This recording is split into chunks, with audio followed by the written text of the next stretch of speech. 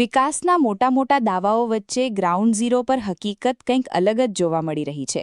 આજે વાત કરવી છે વહીવટીતંત્રની એ ઘોર બેદરકારીની, જેના કારણે ચોમાસું શરૂ થતાં પહેલાં જ સેંકડો ગ્રામજનો મુશ્કેલીમાં મુકાયા છે. તાપી જિલ્લાના ઉકાઈ તાલુકાનું ગુંસદા ગામ, જ્યાં મુખ્યમંત્રી ગ્રામ સડક યોજના હેઠળ બનેલો રસ્તો આજે તંત્રની ઉદાસીનતાનો પુરાવો બની ચૂક્યો છે. વર્ષ 2017માં જે રસ્તાનું કામ શરૂ થયું હતું, આજે વર્ષો વીતી જવા છતાં તેની હાલત સુધારવામાં આવી નથી. રસ્તા પર મોટા ખાડા પડી ગયા છે અને કપચીઓ બહાર આવી ગઈ છે.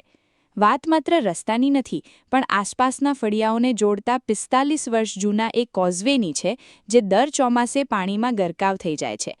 તંત્ર દર વર્ષે તેના પર માત્ર કામચલાઉ મરામત કરીને સંતોષ માની લે છે. સામાન્ય વરસાદમાં પણ આ કોઝવે પર પાણી ફરી વળતા શાળાના બાળકો, દૂધ ભરવા જતા પશુપાલકો અને ખેડૂતો મુશ્કેલીમાં મુકાઈ જાય છે. સ્થાનિકોના જણાવ્યા પ્રમાણે જાન્યુઆરી મહિનામાં ધારાસભ્ય રસ્તાની કામગીરીનું ખાતમુહૂર્ત તો કરવામાં આવ્યું, પરંતુ ચોમાસું માથે હોવા છતાં કામ અધૂરું મૂકી દેવાયું છે. જો પહેલો જ વરસાદ પડશે તો રસ્તો ધોવાઈ જશે અને લોકોને દેવજીપુરા તેમજ સોનગઢ તરફથી લાંબો ફેરો કરવો પડશે. સૌથી મોટી ચિંતા એ છે કે જો ગામમાં કોઈ મેડિકલ ઇમરજન્સી આવે તો ખરાબ રસ્તાને કારણે 108 એમ્બ્યુલન્સ પણ સમયસર પહોંચી શકે તેમ નથી. ગ્રામજનોની માંગ છે કે કોઝવેને ઊંચો કરી પિલ્લર સાથે મજબૂત બનાવવામાં આવે અને અધૂરું કામ તાત્કાલિક પૂરું કરવામાં આવે. હવે જોવાનું એ રહે છે કે ચોમાસા પહેલા તંત્ર જાગે છે કે પછી ગ્રામજનોએ ફરી એકવાર હાલાકી ભોગવવી પડે. મારું નામ અજયભાઈ વસાવા, રહે ગુણસદા, બરડીપાડા ફળિયા. અત્યારે આપણે ઊભા છે એ રસ્તો બોરડીપાડાથી ચચરબુંદાને જોડતો મુખ્યમંત્રી ગ્રામ સડક યોજનાવાળો રસ્તો છે. આ રસ્તો લગભગ 2017માં બનાવવામાં આવ્યો હતો અને આજ સુધી આનું રિપેરિંગ કામ કે નવું બનાવવામાં આવ્યું નથી. અને અત્યારે જે સામે જે કોઝવે છે એ લગભગ 45 વર્ષ જૂનો છે. અત્યાર સુધી આ ઘણી વખત ધોવાઈ પણ જાય છે, બાકી એનું રિપેરિંગ કામ કરીને કોન્ક્રીટ ભરીને એને છે ને રિપેર કરી દેવામાં આવે છે. બાકી એને કોઈ પણ પિલર નાખીને કે ઊંચો બનાવવામાં આવ્યો નથી. આ રસ્તા પરથી દુમદા, આંબલીપાડા, અમારો બરડીપાડા ફળિયો કે ત્યાંથી છોકરાઓ સ્કૂલે ભણવા આવતા હોય છે અને નોકરી ધંધે તથા યુવાનો કે વડીલો પણ આ સીપીએમ જતા હોય છે. તો ચોમાસામાં અહીંયા આ લેવલ નીચું, આ પુલકિયું નીચું હોવાના એના લીધે ખૂબ જ તકલીફ પડે છે, કેમ કે પહેલા જ વરસાદમાં થોડો પણ વરસાદ આવે એટલે આ પુલ પરથી પાણી ફરી વળે છે. એટલે સ્કૂલે જતા છોકરા કે બધાને ખૂબ જ મુશ્કેલી છે.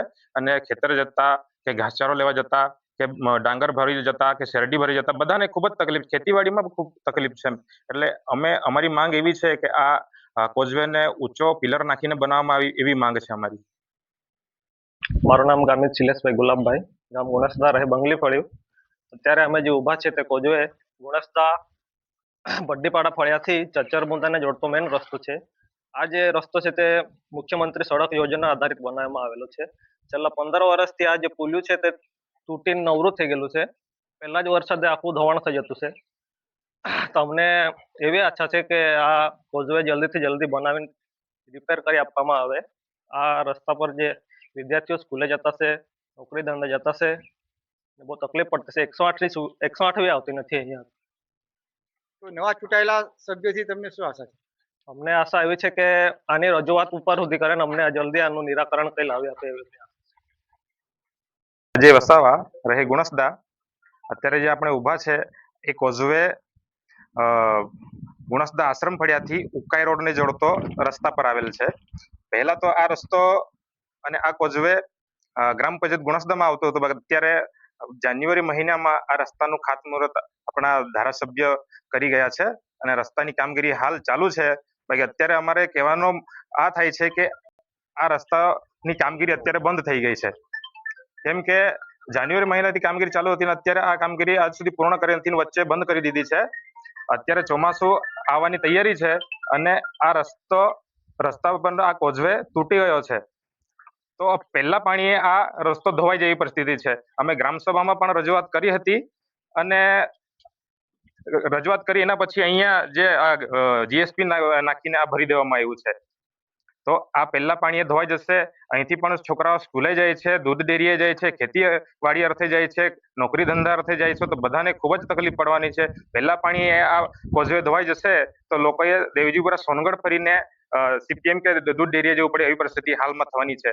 અમે સરપંચ પાસે અને નવા ચૂંટાયેલા પ્રતિનિધિ જે તાલુકા પંચાયત સભ્ય છે એના પાસે એ જ આશા રાખીએ છીએ કે અમારો મુદ્દો આગળ સુધી પહોંચાડે એવી આશા અમે રાખતા છે.